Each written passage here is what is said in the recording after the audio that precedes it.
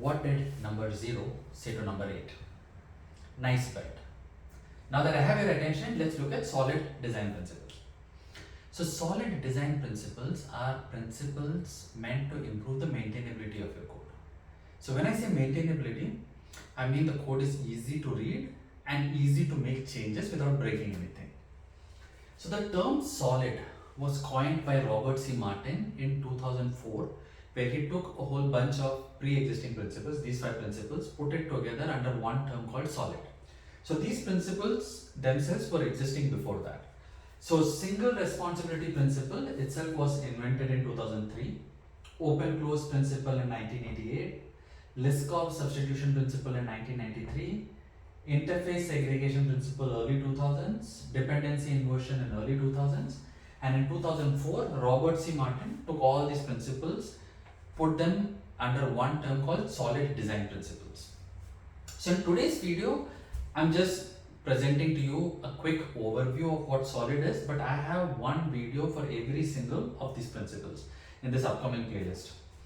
So let's look at them quickly. Single responsibility principle. So this principle says your module should be responsible to one and only one actor.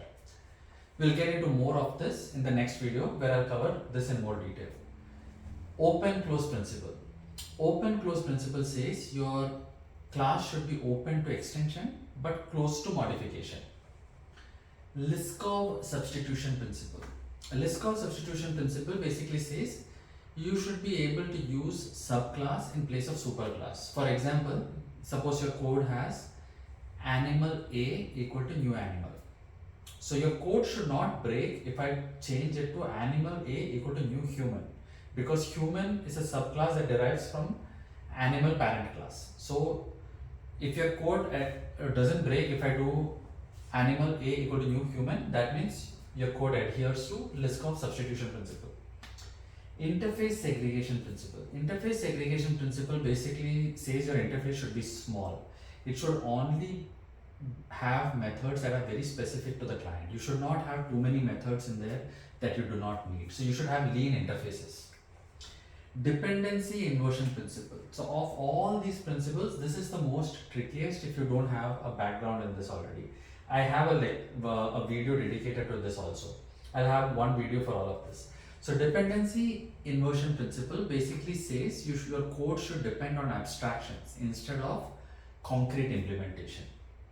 So that's all I'll be covering in this introduction, and in the next video we'll go into this one. Thank you.